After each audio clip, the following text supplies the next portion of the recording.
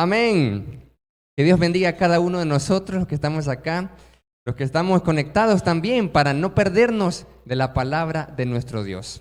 Como siempre, es un gran gozo, es un privilegio poder compartir la palabra de Dios. Y en esta mañana, como decía nuestro hermano Manuel, el mensaje de parte de nuestro Dios para cada uno de nosotros se ha titulado Necesito de perdón. Pregunto, ¿cuántos necesitan de perdón? Amén. Muy bien, todos necesitamos de perdón. Nosotros venimos de un mundo lleno de pleitos, ¿sí o no? Lleno de conflictos. Estamos en un mundo y hemos aprendido desde nuestra infancia a vivir una vida de conflicto muchas veces. Muchos de nosotros probablemente venimos de hogares conflictivos. Y no es de extrañarnos entonces que si el ser humano es así, escuchemos las noticias como las que estamos escuchando, que ya tenemos guerra, Rusia contra Ucrania, pero a veces a nosotros nos sorprende, a veces cuando escuchamos de guerras y de rumores de guerra, y a veces pensamos el fin del mundo, pero no, desde el principio del mundo realmente ha habido guerra. Desde la primera pareja, el primer matrimonio, el primer hermano, los primeros hermanos, hubo guerra. Caín dándole la vida a su hermano Abel. ¿Pero por qué sucede esto? Porque el mundo no perdona. El mundo no sabe perdonar. La palabra de Dios nos dice, en Santiago capítulo 4, versículo 1, una pregunta. ¿De dónde vienen las guerras? ¿De dónde vienen los pleitos en este mundo? Pero la pregunta la hace a nosotros, la iglesia. ¿Cómo es posible? ¿Acaso nosotros también probablemente podamos tener esa costumbre del mundo? Que el mundo sí, no sabe perdonar. El mundo entra en guerra, entra en conflicto. Pero ¿de dónde nacen ustedes? Nos dice la palabra de Dios. Y nos dice la Escritura en Santiago capítulo 4, versículo 1 al 3, la respuesta a esta pregunta, a esta interrogante. Dice Santiago 4, ¿de dónde vienen las guerras y los pleitos entre ustedes? Hemos hablado todo este tiempo de una iglesia en coinonía. Esa es la meta. Ese es el propósito, que nosotros podamos edificar una iglesia en coinonía. Pero aquí parece lo contrario. Entonces, para edificar una iglesia en coinonía debemos de quitarnos esto. Entonces, para quitarnos, tenemos que escuchar la respuesta de que de dónde vienen. ¿No es acaso de sus pasiones las cuales combaten en sus miembros? Codician y no tienen, matan y arden de envidia, y no pueden alcanzar, combaten y luchan, pero no tienen lo que desean porque no piden, piden y no reciben porque piden mal para gastar en sus deleites. Eso significa que Santiago nos dice un ciclo, que de dónde vienen los pleitos y las guerras. En el mundo y en nosotros también, porque venimos y es lo que tenemos que dejar de practicar, lo que debemos desaprender para aprender. El ciclo es nuestras pasiones. Las pasiones generan conflictos, los conflictos amarguras y las amarguras más conflictos. Pero ¿cuál es la solución? ¿Qué es lo que la palabra de Dios nos dice a nosotros para que podamos dejar cualquier conflicto que podamos tener? Estamos hablando de una iglesia en coinonía, entonces una iglesia que no practica los conflictos entre líderes, entre ministerios, entre miembros. Y no solamente entre miembros de la iglesia o en las reuniones, sino también entre las familias. Pueden haber pleitos, conflictos. ¿De dónde vienen esos conflictos? De las pasiones. ¿Y de dónde vienen? De las amarguras también. Muchas veces las personas o los hermanos, nosotros mismos, vivimos una vida de amargura. Y la vida de amargura es producto de una vida de sufrimiento y de dolor. Sí, algunos tal vez puedan parecer que han tenido más fortuna en la vida y otros más infortunios. Y podemos decir nosotros, no, es que mi vida ha sido muy difícil realmente. Mi vida ha sido llena de dolor, llena de sufrimiento, llena de conflicto desde pequeño, desde pequeña, siempre los pleitos, o he pasado por unas adversidades que no cualquiera puede pasar y mi corazón está lleno de dolor. Mi corazón está lleno de sufrimiento, está llena mi alma de cicatrices. Si pudiera tener una radiografía de mi corazón, pudiera ver todo el daño. Y eso nos lleva muchas veces a vivir esa vida de amargura, esa vida que genera al final conflictos. ¿Sabía usted que los conflictos son generados por las amarguras? La amargura genera impaciencia. La amargura genera resentimiento y por lo tanto falta de tolerancia. Nos cuesta soportarnos muchas veces entre el matrimonio, en la familia. Y si nosotros a veces no podemos soportar a nuestros familiares, menos que podamos soportarnos entre los miembros de la iglesia. Pero ¿de dónde viene? Viene de un corazón lleno de amargura. Viene de un corazón lleno de dolor, de resentimiento. Y fíjese qué interesante esta palabra, resentimiento. Resentimiento, re es volver a, y sentimiento, sentir. El resentimiento es que usted y yo volvemos a sentir una y otra vez el mismo dolor.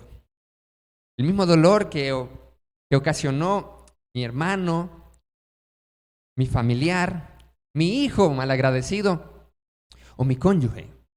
O ese dolor que me ocasionó la situación que viví, la tribulación, la tragedia. Y ahí está el dolor. Pero qué interesante. ¿Cómo es eso que la amargura es un resentimiento? Porque a veces podemos nosotros pensar de que somos personas sufridas, llenas de ese dolor y por lo tanto nuestra vida ha sido víctima de los avatares de este mundo, cruel y terrible. Pero lo que a veces no nos damos cuenta, amados hermanos, es que esa amargura nos lleva a vivir una vida amargada.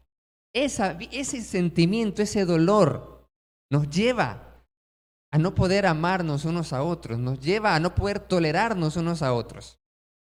Y realmente vamos a descubrir cuál es lo que nos dice la palabra de Dios, el secreto para que nosotros podamos liberarnos. Puede ser algo que me hicieron hoy, ayer o hace años probablemente. Porque muchas veces nosotros podemos arrastrar dolores desde la infancia, desde la niñez. Todavía me acuerdo lo que me hiciste, decimos nosotros. Y a veces es conocido siempre eso de las damas, pero ¿te acuerdas aquella vez hace 3 años?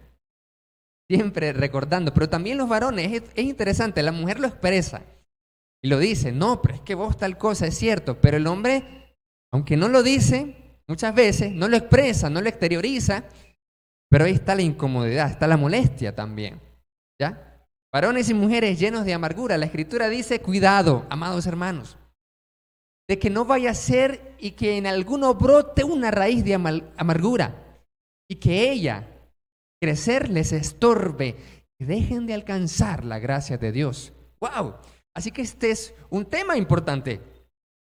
Es un tema no menor, de que la amargura nos puede ocasionar no solo conflictos, no solo no construir una iglesia en coinonía, en unidad, en amor, familias o matrimonios, sino que dejemos de alcanzar, por eso mismo, la gracia de Dios.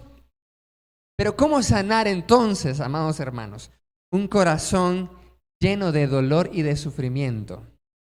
Ojo, de cualquier cosa de algo que no haya sido culpable usted. Todo esto he hablado algo de lo que usted no es culpable. Algo de lo que usted no es responsable. Es algo que personas fueron injustas con usted. O sus padres le dijeron palabras hirientes cuando apenas tenía 8 años. Así que esto no es su culpa, no es su responsabilidad. O la tragedia que le ha sobrevenido en su hogar. O el despido injusto de su trabajo. O la pérdida de su negocio. Es algo que usted no es culpable, es algo que usted no fue responsable. Dio lo mejor, de lo mejor. Y usted dice, yo traté de ser una buena madre y este hijo ingrato, este hijo malagradecido me paga así. Y se llena de dolor, dice la palabra, que el hijo que es obediente, que es excelente, alegra al padre. El hijo necio es tristeza de la madre, dice. Como que la madre sufre más esa parte de un hijo rebelde, de un hijo apático e indiferente. Pero la palabra de Dios nos dice entonces en Colosenses, en el capítulo 3, en el versículo 13, la clave, el secreto de una vez por todas para sanar nuestro corazón, amado hermano. ¿Cuántos quieren sanar el corazón? Amén. ¿Cuántos de nosotros tenemos ese dolor, ese sufrimiento, esa vida con estas características que hemos comenzado a describir? Y dice, yo quiero sanarme realmente. Yo no quiero vivir con esta amargura, con este resentimiento, con este dolor y sufrimiento. Yo no quiero más. Pues vamos a irnos a Colosenses en el capítulo 3, en el versículo 13. Nos dice así la palabra de nuestro Dios. Colosenses, en el capítulo 3, en el versículo 13, nos dice algo poderoso. Y nos dice la clave y el secreto de cómo soportar a su esposa. ¿Cuántos están casados? La clave para soportar a su esposo. Ay, es que este hombre no me ayuda, dice usted. O estos hijos me llenan de impaciencia. O estos ministros también. Uno puede botar gorra con el predicador. Sí.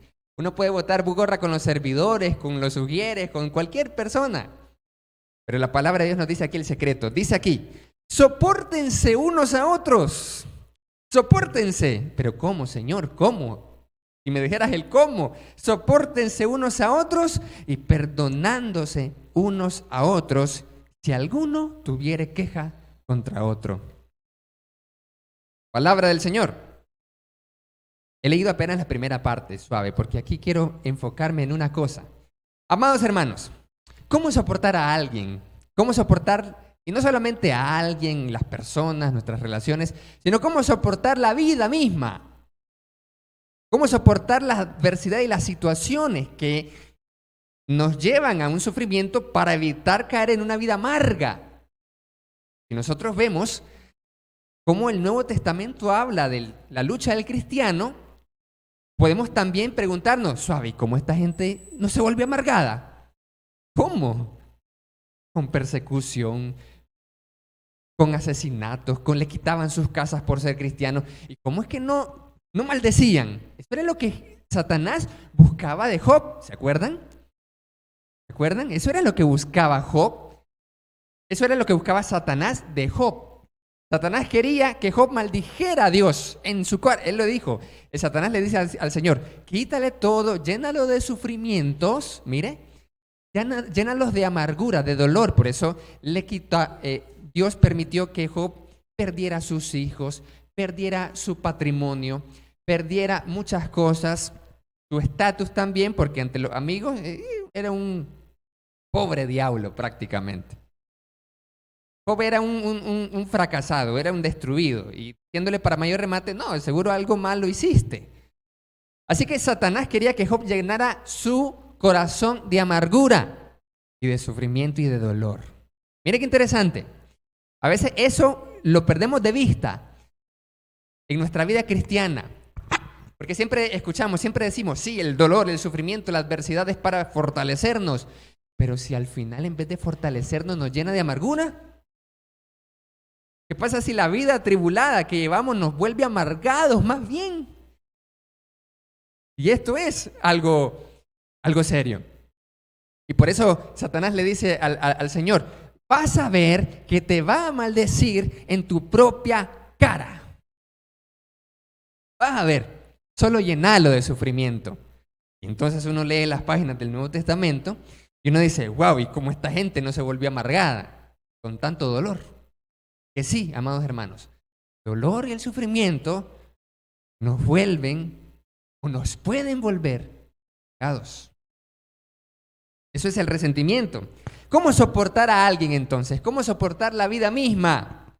Decimos nosotros, no soporto esta situación. En griego, literalmente, Colosenses capítulo 3, verso 13, cuando dice, sopórtense unos a otros, significa teniéndose encima unos a otros. Miren qué interesante. Cuando leí esto me dio risa. ¿Por qué? Porque solamente me imaginé a todos los hermanos apilados en una montaña. ¿Cuántos se acuerdan de aquellos juegos de los niños, de los adolescentes, de los jóvenes? ¿cómo se llamaba eso? Que todo el mundo se caía a alguien y le tiraban encima y se hacía una montañita. Y entonces el pobre el que estaba abajo, ¿verdad? Pobre el que estaba abajo, terrible. Gracias a Dios yo nunca quedé abajo. Siempre me lanzaba de último. Entonces, pobre el que quedaba abajo y entonces todos encima y lo que tenía que soportar. Literalmente, Colosenses 3:13 dice, teniéndose encima unos a otros. Y me imaginé toda la pila de hermanos, así, miren. ¿Y cuál de los hermanos estaba más abajo? Eso sí no me lo imaginé. Entonces, sopórtense unos a otros, dice la palabra de Dios. Es literalmente, ténganse encima unos a otros. Pero ¿cómo puedo yo soportar algo así? Inmediatamente alguien estará ahí, no, yo no puedo respirar.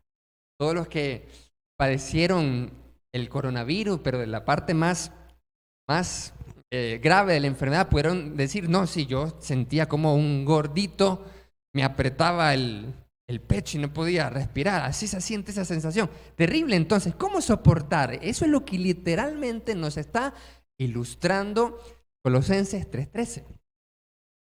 De que tengamos varios gorditos y gorditas encima en el pecho y no poder respirar y dice, sopórtense. Pero ¿cómo podemos nosotros soportar? La clave está en lo que sigue a continuación.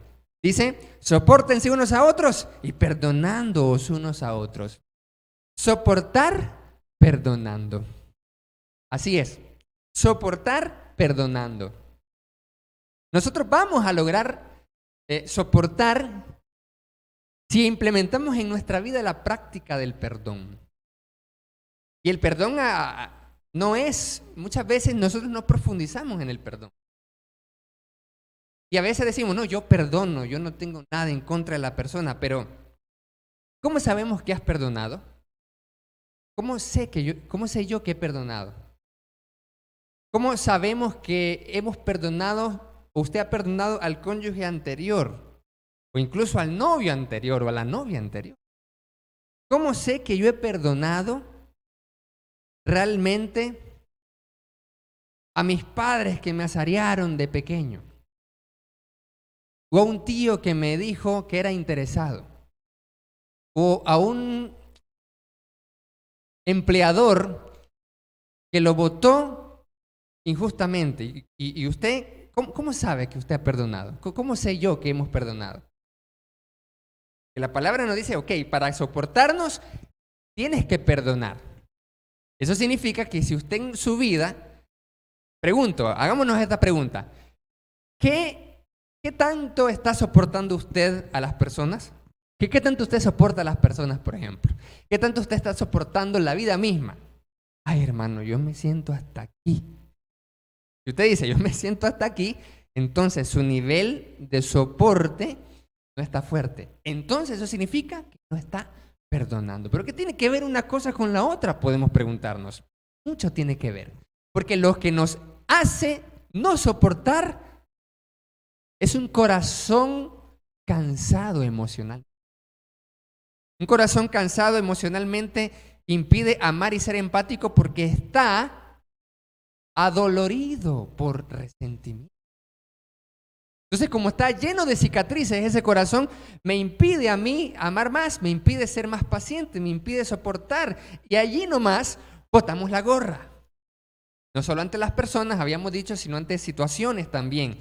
Botamos la gorra, nos desesperamos, alzamos la voz, gritamos, nos molestamos, nos enojamos, nos incomodamos. ¿Por qué? Porque el corazón está cansado para amar, cansado para tener paciencia. Entonces, cuando practicamos el perdón, podemos soportar. Ahora, ¿cómo sé que he perdonado realmente? ¿Cómo sabemos que hemos perdonado? Porque la práctica del perdón, amados hermanos, es la clave para vivir una vida en paz. Las personas que no perdonan están insatisfechos con todos y con todo. Tienen una profunda insatisfacción, tienen una profunda tristeza en sus almas, tienen sed en el alma, tienen seca el alma cuando no hay una práctica práctica del perdón, porque la práctica del perdón es lo que sana el alma, es lo que llena el corazón de paz. Y la práctica del perdón hace que nos salgamos de un estado de víctima. ¿Saben cuál es un estado de víctima, amados hermanos? Esto es interesante. Desde hace años, desde hace rato yo siempre escuchaba víctima, víctima o hacerse la víctima, pero no había profundizado un poco en eso. ¿Qué significa realmente estar o vivir en un estado de víctima? Y realmente, cuando una persona está llena de amargura, de resentimiento, estar en un estado de víctima es estar tan insatisfecha esa persona con la vida misma, que cree que los demás le deben algo, o que todo el mundo le debe porque él ha sufrido o porque es precisamente una víctima. Normalmente una persona que está en el estado de víctima tiene una historia llena de sufrimientos y vive, bueno, todos tenemos una historia llena de sufrimiento, pero sino que vive resintiendo cada vez. Vive recordando cada vez, pero con dolor. Y allí es donde nosotros vamos a responder a esa pregunta que hicimos al principio. ¿Cómo sabe usted, cómo sé yo que he perdonado? Y aquí está el planteamiento, aquí están los indicadores. Si la persona, yo no puedo verla o platicar con ella porque me molesta, porque me enoja, yo no he perdonado. Ok, eso es lo más obvio, lo más evidente, pero algo más profundo, si me incomoda hablar de una situación o de una persona o con la persona o solamente con la presencia de la persona, yo siento cierta incomodidad, aunque usted diga y yo digamos, no la odio, no me cae mal, no le haría nada malo, sí, no le hace daño, no le hace mal a esa persona, pero con solo el hecho de decir, es que yo no me siento cómodo estando con... Mire, ahí usted se da cuenta que no ha perdonado todavía a la persona o a la situación. Todavía hay esa espinita en la rosa, todavía está ahí ese jincón, esa molestia, ese disgusto. O también muchas veces nos damos cuenta de que no hemos perdonado y recordamos a la persona o a la situación y me da tristeza. Me puede enojar, me puede molestar o incomodar, habíamos dicho. Esa espinita. Pero si me da tristeza o ganas de llorar, decimos, no, es que yo no puedo hablar de eso porque si no lloro. Entonces, si usted recuerda algo y vive algo nuevamente y llora, le da tristeza, todavía hay dolor emocional que no ha sido sanado. Así que usted puede responder a esa pregunta. ¿Cómo sé que he perdonado a mi prójimo, a mi hermano, a mi familiar, al ministro, a los que me despidieron, a los que hablaron mal de usted, lo que sea? Usted sabe muy bien, yo sé muy bien lo que podemos resentir. Nos damos cuenta entonces que hemos perdonado. Entonces, cuando vivimos esa vida, pensamos de que muchas veces todas las personas nos han dañado y nos seguirán dañando porque no nos aman. Y muchas veces pensamos de manera equivocada y vemos amenazas tal vez donde no las hay. Ese es un estado de víctima, amados hermanos, producto de un dolor interno no sanado en el corazón. El estado de víctima, dice la persona en ese estado, que necesita que todas las personas le ayuden. Y si no es ayudado, se molesta o se enoja.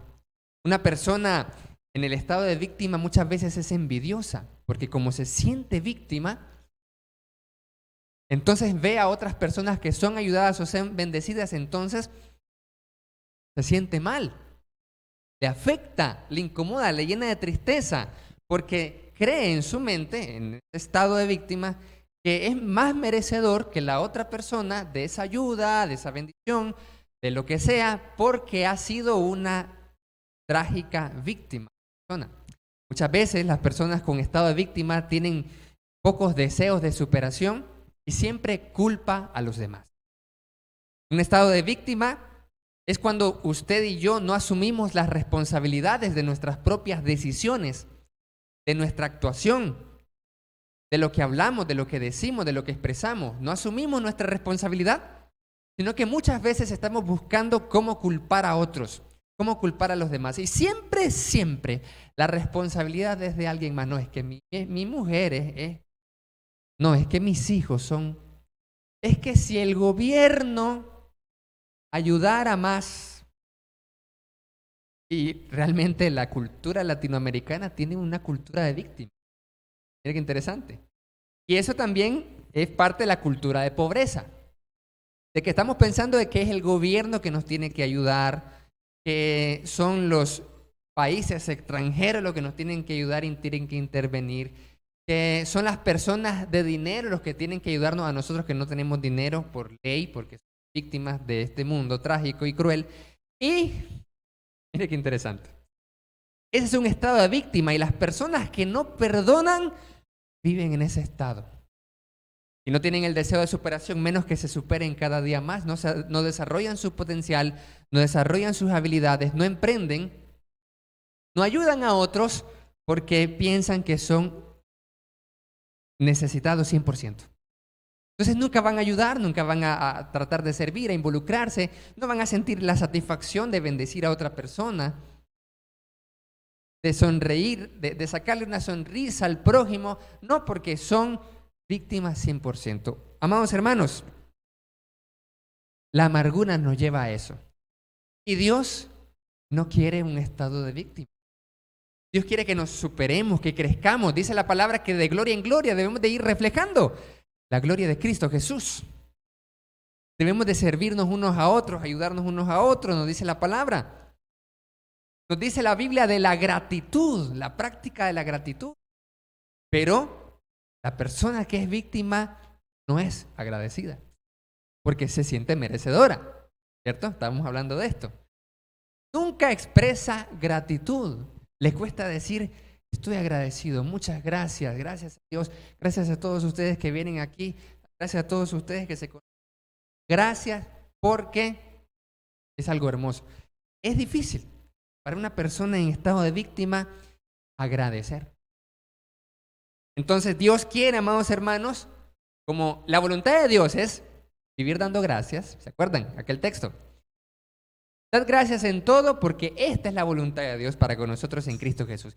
Como la voluntad de Dios es dar gracias, entonces la voluntad de Dios no es que estemos en un estado de víctima producto de que no perdona usted, que no perdono yo.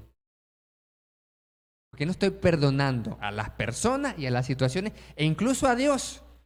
Yo puedo enojarme con Dios y uno, ¿y quién se enojaría con Dios? Hay personas que se enojan con Dios. Hay personas que se molestan con el Señor. Y entramos en una confusión muchas veces cuando no entendemos la adversidad en nuestra vida. ¿Por qué? ¿Y por qué? Nos preguntamos, ¿por qué Dios permitiste esto? ¿Por qué Dios me castigaste de esta forma? ¿O por qué no me bendices a mí como bendices al otro si el otro no hace bien las cosas y yo sí trato de hacer bien las cosas, pero si el otro es así, vemos, nos quejamos. ¿Qué dice el texto? Que alguno tuviere queja contra otro. Sí. ¿Y de qué cosas podemos quejarnos muchas veces? ¿Por qué cosas hay que soportarnos? Nos podemos quejar por una mala mirada, nos podemos quejar porque no nos sonreímos. Los ministros nos podemos quejar porque los hermanos no se involucran en la obra. Eso es típico. En el ministerio. La esposa puede quejarse del esposo porque no ayuda en la casa. ¿Qué dice la palabra? Si alguno tuviera queja contra otro, no me ayudas.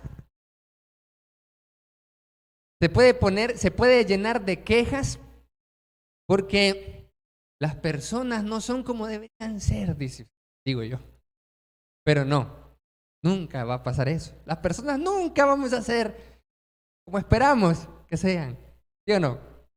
Nunca vamos a poder llenar las expectativas de todos, pero sí la Biblia nos dice que debemos de ayudarnos unos a otros, todos, para llenar y alcanzar las expectativas de Dios. ¿Cuántos dicen amén? Bueno, que nos exhorta la palabra del Señor. ¿De qué podemos quejarnos? Podemos quejarnos de que no somos ayudados, de que no somos apoyados. Podemos quejarnos de por qué tengo esta enfermedad o por qué mi hermano o mi familiar tiene esta enfermedad. que por qué me pasó esto a mí o por qué le pasó esto al otro, por qué la iglesia no es como es o por qué los ministros no son como deberían ser y por qué también se pega a veces la transmisión. Por ejemplo, nos podemos quejar de cualquier cosa y de todo. Ok, entonces nos dice la palabra de Dios. Hoy, oigan, nos dice Pablo, le dice Pablo a los colosenses y a nosotros también nos dice, hey, ¿alguien tiene alguna queja? Sí, todos levantamos la mano porque todos tenemos quejas. Sí, tenemos queja, ok. Si alguno tuviera queja contra otro, si alguno tuviera queja con la vida, si alguno tuviera queja con todo, con lo que sea, perdónense unos a otros. Es decir, que la práctica del perdón es la solución contra toda queja. La práctica del perdón es la medicina que sana el alma y el corazón para dejar el estado de víctima, amados hermanos. ¿Y ahora por qué tengo que perdonar? Creo que hemos dicho las razones suficientes, pero ahora quiero compartir la última razón. ¿Por qué debo de perdonar la situación? ¿Por qué debo de perdonar? ¿Pero qué es perdonar también? ¿Qué significa esto?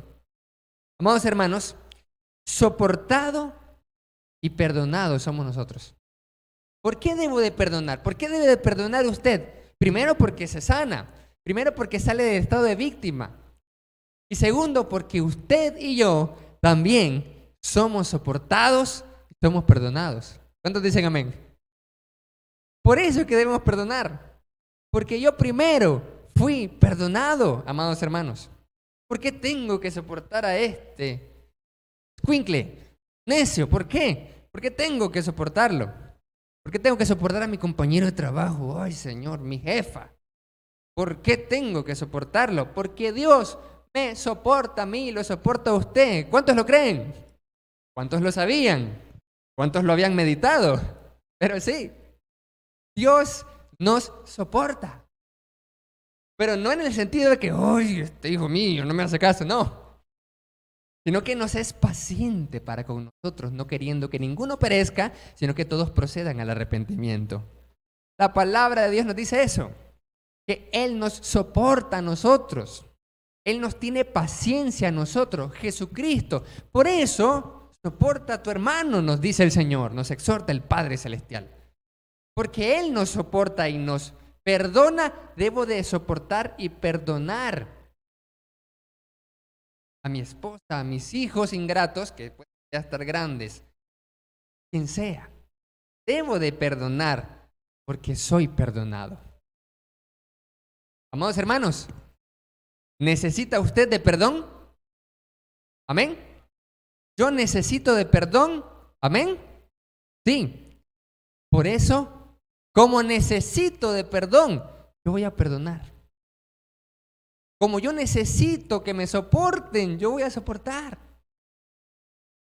¿Y qué es lo que habíamos planteado? ¿Cuál es el punto, amados hermanos? Necesitamos perdonar porque necesito de perdón yo primero. Necesito perdonar porque necesito de perdón. Hay una ley espiritual, la ley de la siembra y la cosecha. Dice la palabra que si yo siembro abundantemente, cosecho abundantemente, hablando de la ofrenda. Pero también habla de otras cosas en cuanto a la siembra. Si yo siembro honra, cosecho honra. Entonces dice, honra a tu padre y a tu madre, para que te vaya bien y seas de larga vida sobre la tierra. Yo honro a mis padres y dice la Escritura que cosecho bienaventuranzas. ¿Cosecho qué? Que te vaya bien. Cosecho una promesa de larga vida. Entonces, esa es una ley. Siembro, cosecho. La palabra dice, todo lo que el hombre sembrare, eso también será. El que siembra para la carne, segará corrupción. El que siembra para el espíritu, segará vida eterna. Entonces, yo también puedo sembrar perdón, porque yo necesito cosechar perdón. Amados hermanos, necesitamos sembrar perdón, porque necesitamos cosecharlo también. ¿Cuántos o quiénes de nosotros, los que estamos aquí, los que estamos conectados, somos perfectos? Nunca va a fallar. A partir de hoy nunca fallo, nunca fallaré, nunca cometeré ningún error, ningún pecado, jamás en la vida. No es cierto. como nosotros necesitamos misericordia, yo voy a compartir misericordia. La palabra de Dios nos dice que Jesucristo, enseñando a sus discípulos, a sus apóstoles, suave, recuerden pedirle en el Padre nuestro al Señor una cosa: perdona nuestras ofensas, como también perdonamos a los que nos ofenden. Todos escuchamos eso. Todos sabemos esto. El Padre nuestro es famoso. Perdona nuestros pecados, Señor, como también nosotros perdonamos a los que nos ofenden. Entonces yo puedo pedirle perdón a Dios si yo primero sembré perdón en otros. Qué interesante la frase y la estructura del Padre Nuestro. Porque el Padre Nuestro es una solicitud de perdón a Dios con base en que primero yo perdoné. Perdona nuestras ofensas como nosotros también perdonamos a los que nos ofenden. Yo no puedo pedirle perdón a Dios si yo no tengo primero una cuenta de perdonar a otros, a sanar el mismo dolor emocional. Y después aclara el Señor Jesucristo algo en el texto. Dice: porque si vosotros no perdonáis a los hombres sus ofensas, tampoco su Padre los perdonará sus ofensas. Pero si perdonan a los hombres sus ofensas, entonces su Padre podrá perdonarles a ustedes todo, porque necesitamos de perdón. Necesitamos el perdón de Dios para ser salvos, para recibir porque esa es la gracia, para tener la vida eterna. Necesito perdón, amén. No solamente necesito perdón de Dios, necesito perdón de mis hermanos. ¿Sí o no? Necesitamos perdonarnos. Si no, ¿cómo nos llevaríamos bien? ¿Quién es el varón perfecto? Dice Santiago: el que refrena su lengua y nunca ofende con la lengua y con la palabra. Y al final nos terminamos ofendiendo de alguna u otra forma. Decimos algo que tal vez hirió, incomodó, lo que sea. Así que como nosotros vamos a terminar tal vez sin querer incluso, ofendiendo, diciendo algo, una mala mirada, una actuación, como vamos nosotros tal vez a fallar, a equivocarnos, entonces yo necesito sembrar perdón. Porque la palabra nos dice que si yo voy sembrando, yo voy a cosechar lo mismo. La palabra nos exhorta a una cosa: juicio sin misericordia se hará con aquel que no tuvo misericordia. Porque la misericordia triunfa sobre el juicio, dice Santiago. ¿Qué nos quiere decir esta porción de la Escritura poderosa? Muchas veces nosotros, seres humanos, nos vamos por el juicio. Pero aquí hay dos planteamientos, aquí hay dos ideas: juicio y misericordia. Y el juicio es dar a cada quien lo que merece. Justa retribución, no tiene que pagar. Somos bien rudos, bien justos en ese sentido. ¿Cómo juzgamos nosotros a los demás? Por sus acciones, pero cuando se nos juzgan a nosotros, creemos que seamos juzgados por nuestras intenciones. ¿Por qué hiciste? Sí lo hice, pero no tuve la intención. Entonces yo quiero que me juzguen por la intención que tuve, pero muchas veces yo juzgo al otro no por su intención, sino por lo que hizo. Pero lo hiciste de todas formas, así que no importa tu intención. Pero si yo soy el primerito, no, pero es que no tuve la intención. O no tenía una mala intención. Entonces, yo necesito de perdón, amados hermanos. Es que todos necesitamos de perdón, y por eso el título del mensaje: necesitamos de perdón. Por eso yo voy a perdonar primero. Porque si yo comienzo a sembrar misericordia, entonces el juicio que me haga Dios primero, y muchas veces en esa construcción de coinonía en la iglesia, si nosotros nos acostumbramos a que la misericordia triunfe con el juicio, entonces cuando nosotros necesitemos gracia, cuando nosotros necesitemos perdón, cuando nosotros necesitemos de restauración, entonces vamos a recibir esa gracia, porque juicio sin misericordia se le hará al que no hizo misericordia. ¿Y cuántos de nosotros, mejor dicho, cómo los seres humanos aplican la justicia? Y cuando alguien es más preparado, tiene más más duros, ¿sí o no? Yo me acuerdo cuando era más adolescente que ahora. ¿Qué pasaba? Yo era bien estricto. ¿Saben con quiénes? Con los que eran líderes o predicadores. Mire qué interesante. Yo era bien así, no, es que los administradores deberían tal cosa. Pero ¿por qué hacen esto? Y yo hubiera bien así, recto. ¿Por qué? Porque deberían. ¿Y por qué deberían? Porque son predicadores, porque tienen conocimiento de la Biblia, porque deben ser ejemplo, porque todo eso. Bien así, rudo, estricto. Y es natural que nosotros no perdonemos cuando un líder falla, ¿sí o no? ¿Qué iglesia? O las iglesias en general, o cómo nosotros somos si un líder falla. Obviamente, el líder debe estar arrepentido, mejorar, pero ¿cómo somos nosotros? El predicador o el maestro falló, robó o le fue infiel a la esposa y nosotros ya está fuera. Nunca más va a volver a ministrar, nunca más va a volver a servir. Si hubiéramos sido nosotros los que estamos cerca de David, David tiene que morir y David tiene que primero estar fuera del reino y tiene que morir. Porque así somos nosotros los seres humanos, rectos para juzgar, rectos para decir justa retribución. Pero cuando a mí me toca, Gálatas 6:1 dice, hermanos, si alguno es sorprendido en alguna falta, la palabra no dice falta como que, lo hice sin querer. Que a veces podemos interpretar como falta como sinónimo de hacer algo no malo, pero sí un error no malintencionado. No, el versículo habla de un pecado. El versículo habla de intencionalmente usted se aparte del camino recto. Entonces, Gálatas 6:1 nos dice a todos, si alguno es sorprendido en alguna falta, ustedes que son espirituales, el cristiano espiritual, el cristiano que siembra misericordia porque sabe que necesita misericordia, el cristiano que se compadece porque sabe que él también puede fallar, porque sabe que él también puede estar en un momento en un banquillo de los acusados y por lo tanto debe de hacer juicio con misericordia. Dice ese cristiano espiritual, ¿qué es lo que tiene que hacer? Restáurenle con espíritu de mansedumbre, considerándote a ti mismo, no sea que también una consideración, sí. ¿Cómo me gustaría que me trataran si estuviera ahí yo acusado, fallé, la encabé? Y hemos estado en ese banquillo también. Líderes, servidores, hermano Arcia, sí. ¿Y qué hizo? Sí, esto hice.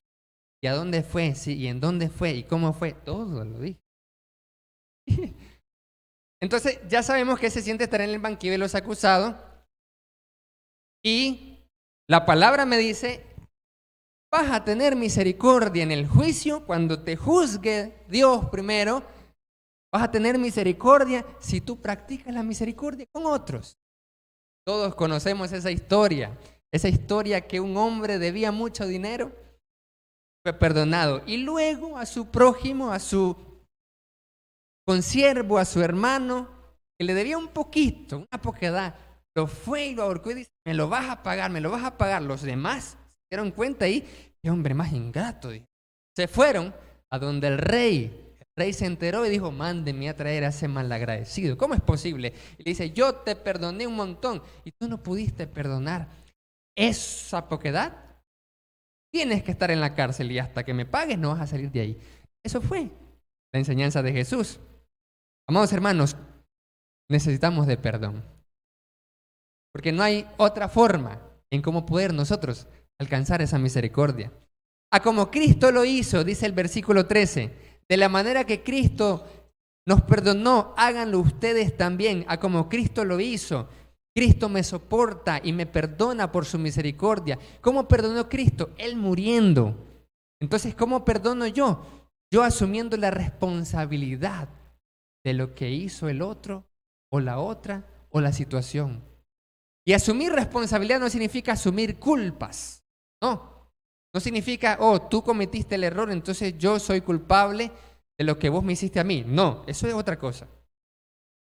No estamos hablando de eso, sino asumir la responsabilidad es, yo soy responsable de cómo me siento yo.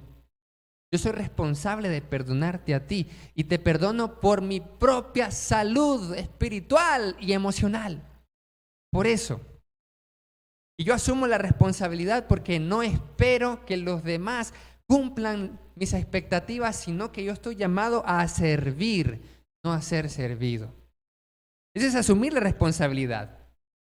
E incorporar, amados hermanos, debemos incorporar la práctica del perdón. Los hermanos del programa de renovación espiritual, que anunciamos muchas veces en los anuncios, estamos aprendiendo la práctica del perdón. Y son ejercicios espirituales de meditación que nos ayuda. Y cada día, miren, este ejercicio es algo que se hace diario.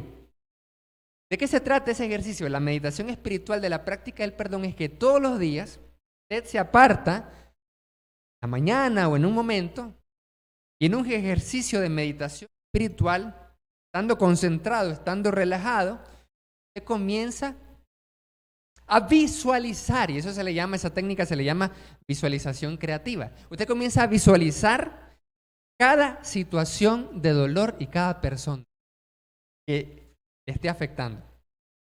¿Para qué? Para que en ese momento usted, en ese ejercicio espiritual mental, se aplique misericordia. Se pregunte, ¿por qué esa persona hizo lo que hizo? Es un ejercicio que estamos aprendiendo de meditación espiritual. ¿Usted visualiza a la persona de frente o a la situación que le causó dolor, que le causó sufrimiento y usted se pregunta, ¿por qué hizo lo que hizo? Porque ¿saben una cosa? Las personas que sufren causan dolor. Y en esta etapa de la meditación uno lo que busca es ponerse en el lugar de la otra persona que me causó el dolor. Decir, sí, pasa. Y uno mismo comienza a comprenderlo. Mire qué bonito este ejercicio espiritual. Y antes, cuando yo aprendí esa técnica, yo no la miraba necesaria. Yo decía, ¿pero por qué? Yo simplemente pasé una situación y lo perdono a la persona, no hay problema. Ya habiendo estudiado la palabra y todo eso, yo pensaba que no era necesaria eso, esa técnica o hacer algo así. ¿Eso para qué se hace? Hasta que lo probé. Comencé a hacer la técnica, comencé a hacer el ejercicio espiritual de meditación llamado práctica de perdón y comencé a visualizar. Comencé a visualizar cada persona que yo sabía que me había molestado en algún momento de mi vida, desde chiquitito hasta grande, y que pensaba también que había perdonado, y el ejercicio me indicó que no había perdonado. Porque cuando vi a la persona otra vez me molestó. Yo pensé que había perdonado. Me hice la pregunta, ¿había perdonado? Y me di cuenta que no, que todavía me daba tristeza, que todavía me daba dolor, que me daba incomodidad y que no había perdonado todavía. Entonces comencé a visualizar a la persona y me pregunté, ¿por qué hizo lo que hizo? ¿Por qué me trató como me trató? ¿Qué causó que esa persona tuviera esa actitud? Estaba tal vez problemada. A veces uno se enfoca en, me hizo esto, pero no nos enfocamos en que la otra persona estaba tal vez pasando por algo malo. Y cuando hace ese ejercicio espiritual, mental, usted mira cómo el dolor está. Y así, varias veces. Yo tuve que hacer esa práctica de perdón varias veces con una misma persona. Mire, varias veces, muchas veces, con una misma persona. Y fueron con varias personas. Y con varias situaciones también. Y todavía seguimos, no perdonando a las mismas personas, sino seguimos realizando la práctica cada día. Y a veces me ha surgido algo interesante. Estoy compartiendo esta experiencia de la práctica del perdón. Personas que ya había perdonado antes y me encuentro en ese ejercicio espiritual porque Dios me dice que tengo que perdonar de manera activa y consciente. Vuelvo a hacer la visualización y me pregunto, ya no tengo ninguna persona porque como ya tengo tiempo de hacer esa práctica, que los hermanos de la renovación están aprendiendo, entonces digo yo, no tengo nadie ya que perdonar, ya estoy tranquilo. ¿A quién busco? Digo yo. Busco a otra persona. Y vuelvo a hacerle el ejercicio y me doy cuenta otra vez de que había algo ahí. Y no parecía.